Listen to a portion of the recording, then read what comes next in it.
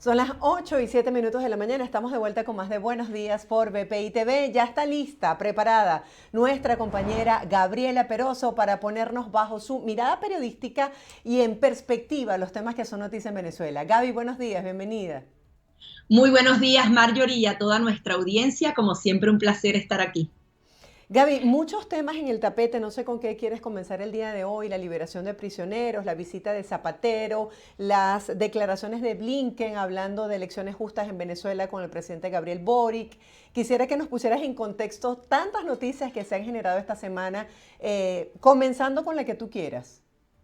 Bueno, es que tal cual, hay un rompecabezas aquí que es difícil de armar. Vamos a no empezar por lo noticioso, sino tratando de hacerlo de manera cronológica. Recordemos que conocimos hace algunos días de la liberación de los narcosobrinos de la pareja presidencial o del Maduro y Cilia, la primera combatiente, y a partir de ahora se mueve y se crea una dinámica totalmente distinta. Y yo quiero destacar aquí que hay una interacción entre Colombia, Venezuela y Estados Unidos que logra este tipo de acuerdo y que no necesariamente tiene un respaldo o una participación directa de la oposición, que no sabemos cómo llamarla, si plataforma unitaria, gobierno interino, un poquito de las dos, una tercera oposición que quiere construir el propio Nicolás Maduro. Se da esa liberación porque recordemos que estábamos estancados desde hace meses. En marzo Estados Unidos visitó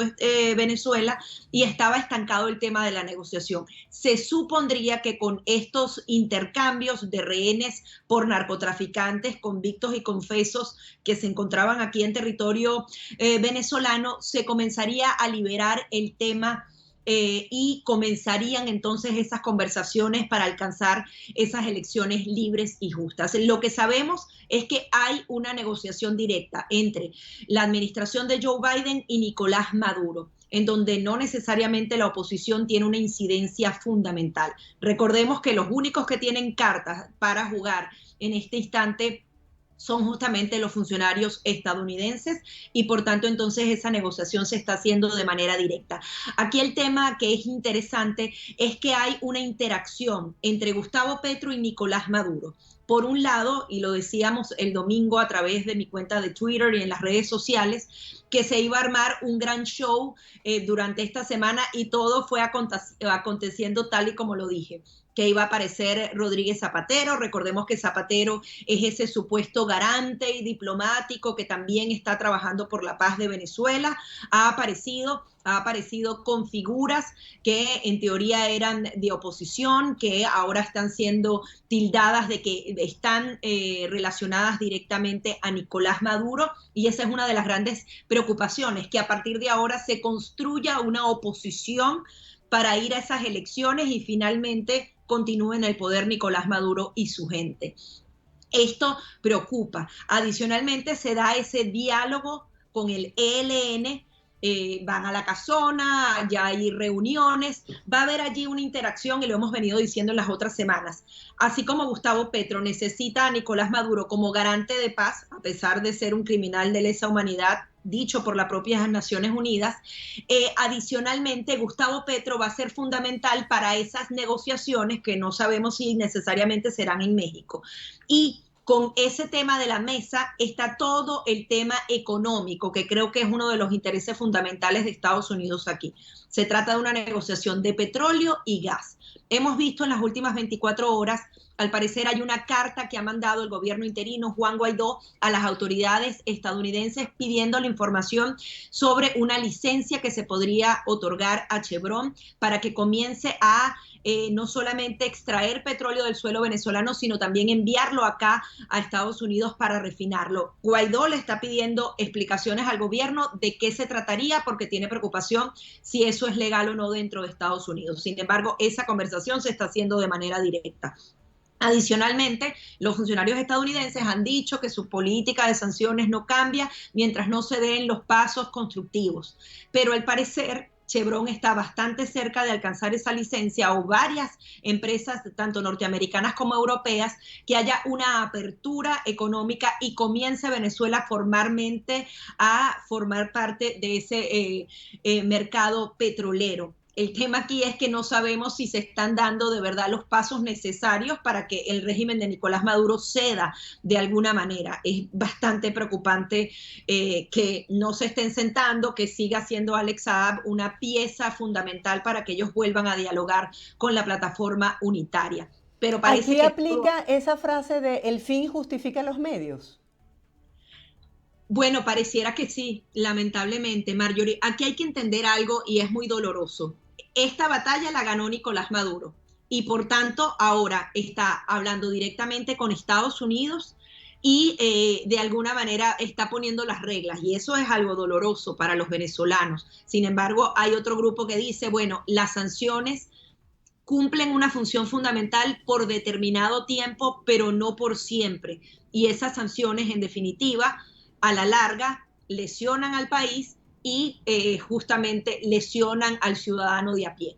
Esas sanciones deben ser levantadas, pero son la única manera de presionar a Nicolás Maduro para tener esas elecciones libres y justas. O Ahí sea que no tiene que sería descabellado pensar en una posible liberación de Alex Saab.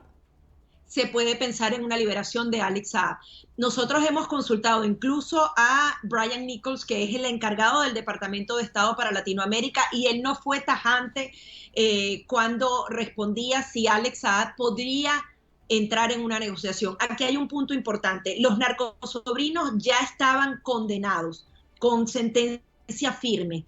En ese caso es que se da supuestamente el intercambio. Tiene que estar listo el proceso judicial dentro del país para que esta persona pueda ser intercambiada por otra en otra nación.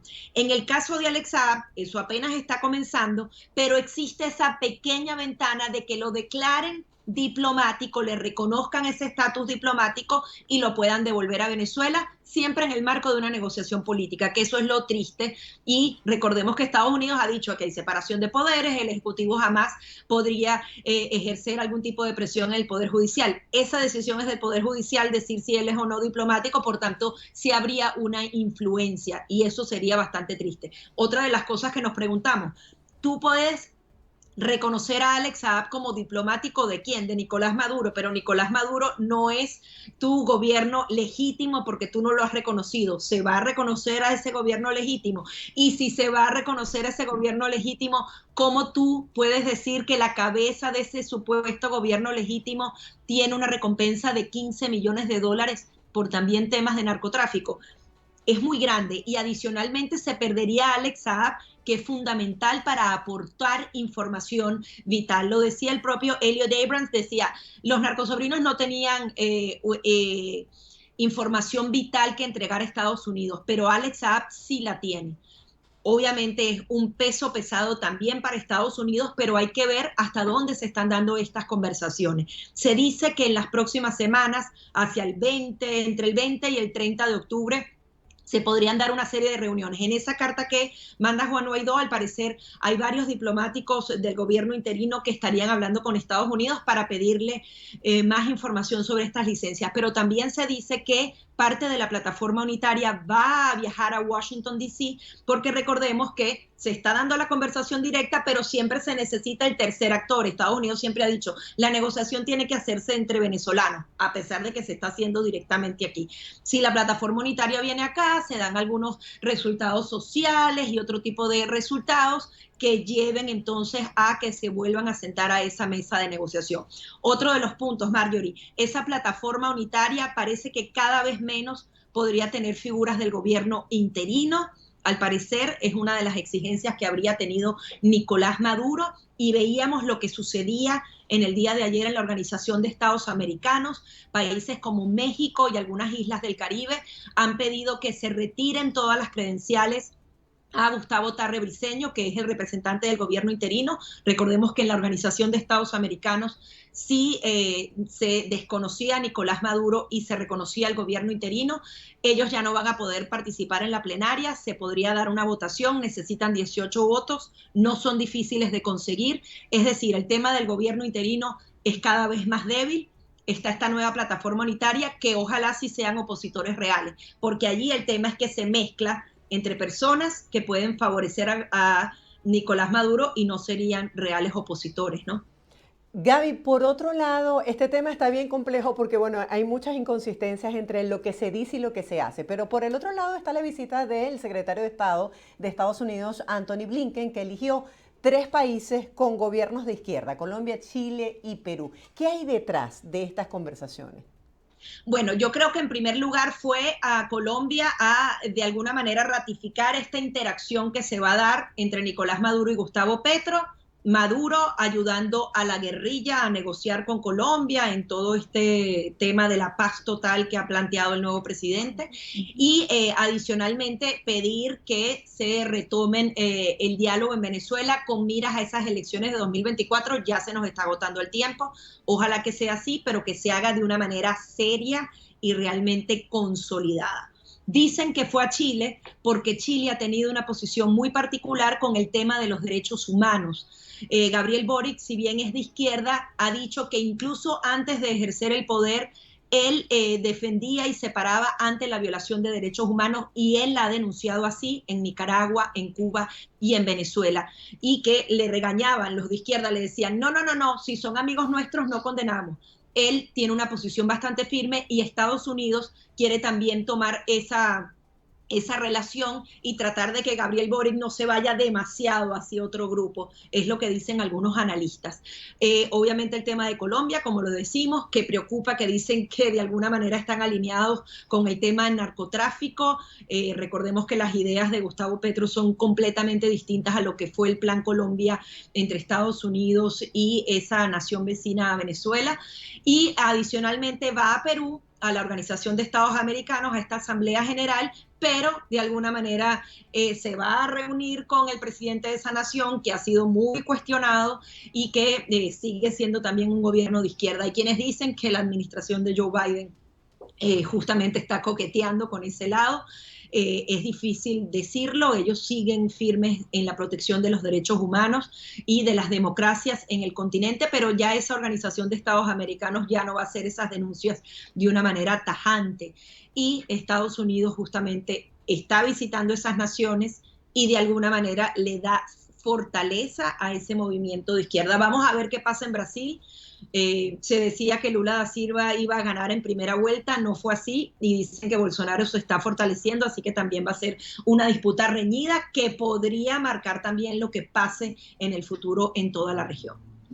Gaby, hay otro tema que se mantiene en el tapete y tiene que ver con la renovación del mandato de la misión de determinación de los hechos de crímenes de lesa humanidad, específicamente hablando del caso de Venezuela. ¿Es probable que esto se pueda reactivar pronto? ¿Qué se sabe acerca de esto?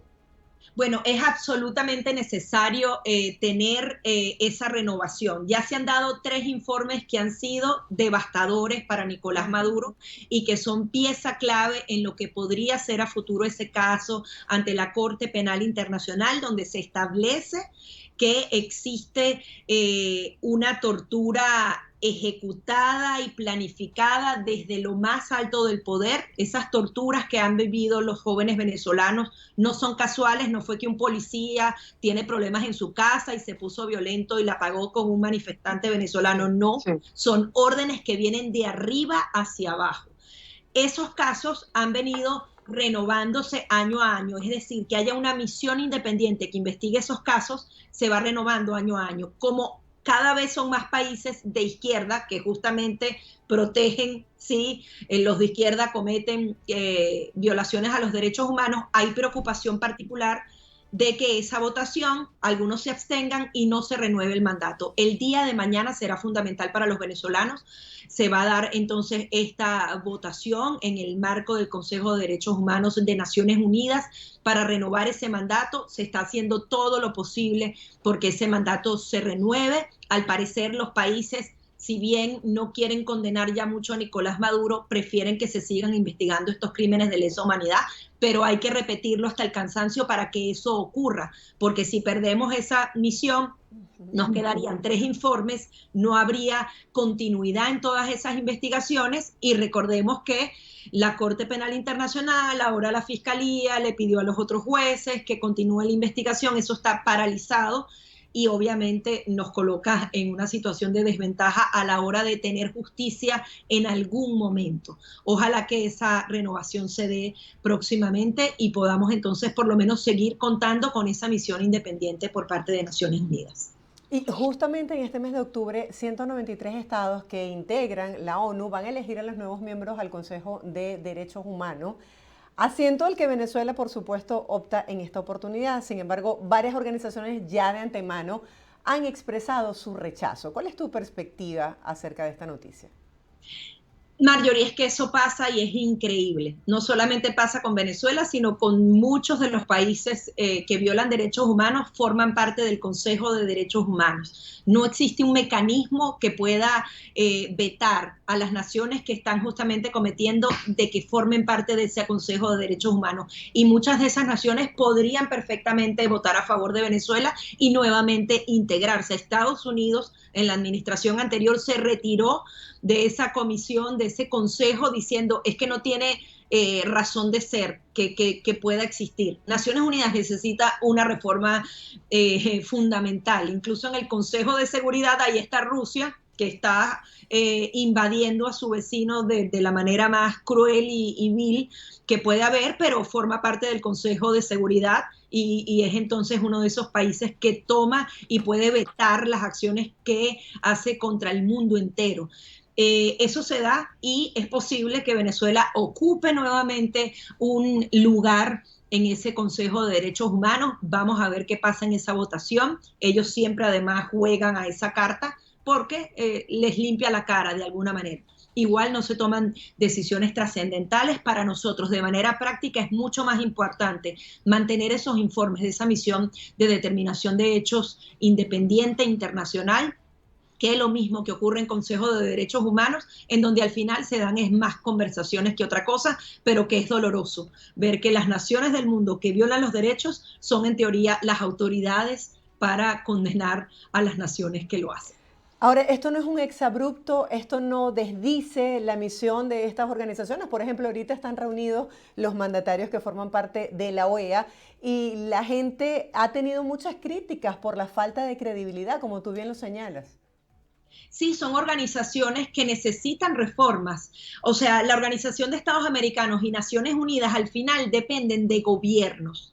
Y cuando dependes de gobiernos, tienes el tema ideológico y de tendencia que pueda tener cada uno de esos gobiernos.